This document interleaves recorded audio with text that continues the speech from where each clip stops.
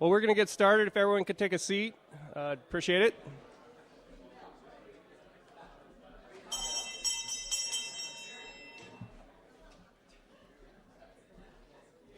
Thank you.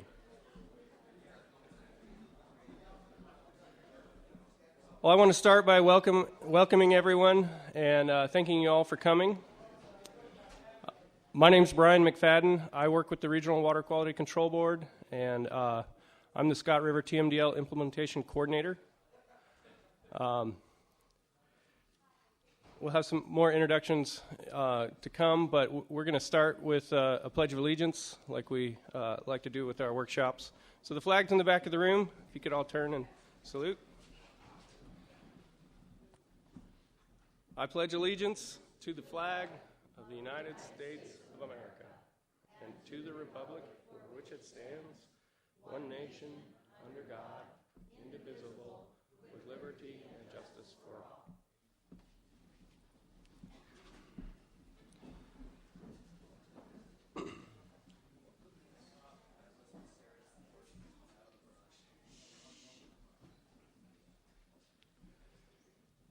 So I want to start with a few introductions of my colleagues who've joined me today. We have Catherine Coleman, who's our Executive Officer.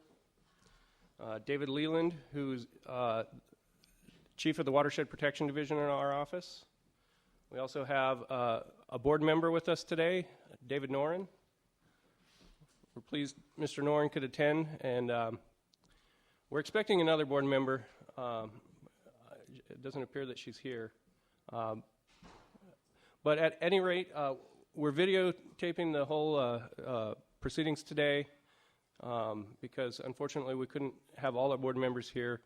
So we're going to have the videotape and make that available to them. And in fact, we'll make it available to the public and post it on our website once we get the video and audio put together.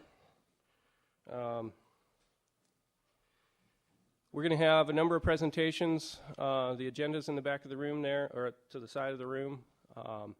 We also have a sign-up sheet for anyone who's interested in getting on our mailing list for Scott River TMDL related issues. There's a slot there for email. Also, if you only want email notifications, you can just give your name and email, and we have a email notification system that we just created. I encourage you to do that so you can be aware of actions related to the TMDL. We also have some speaker cards back there. Following our presentations, we're going to have a time for some public comment, and we'd appreciate it if you could fill out a speaker card and bring them to the front of the room here, and we will go through the people who've requested to speak one at a time. So we're here to talk today about actions to improve water quality that the community has embarked on. This relates back to the Scott River TMDL, of course. The TMDL was developed between 2003 and 2005 and adopted by the Regional Board in 2005 and State Board and EPA in 2006. Along with that adoption was an accompanying waiver of waste discharge requirements. The TMDL in our basin plan takes the form of an action plan. That action plan was written in a way that acknowledges the good works of this community and the past efforts to address water quality issues and other issues related to water and fish. And it's really a unique action plan that relies on self-directed activities of the community to implement the goals of the TMDL.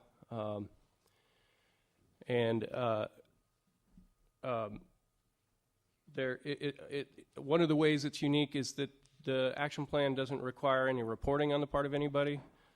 Typically when we have a waiver or an action plan, there's some sort of reporting.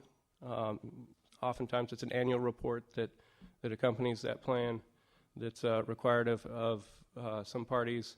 This action plan and waiver has nothing like that, and so this meeting is meant to fill part of that role and or allow for the community to present to the regional board and staff the actions that have been taken to address water quality issues and improve water quality, so that we can take that into account when we issue the waiver that will follow.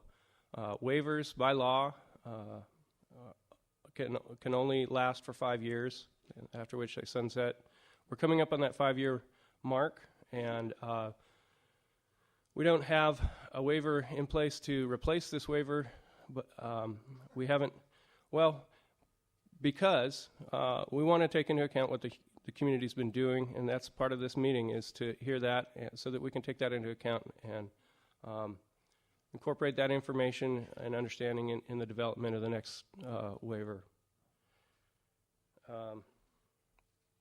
It's really a unique kind of approach, sort of a non-regulatory approach that you won't find anywhere else in the state. It's sort of an opportunity that this community's had. And so we're really looking forward to hearing from all the presenters today and the public comments that follow. And I think we're a little bit behind schedule, so I think I'll cut it short there. But I would like to announce that Marilyn Seward has been gracious enough to assist us with meeting facilitation and making sure that we're keeping on time and on track. And I appreciate that, Marilyn. And so our first speaker today is going to be Larry Alexander, and he's going to be talking about efforts to reduce sediment loads in the upland areas outside the valley.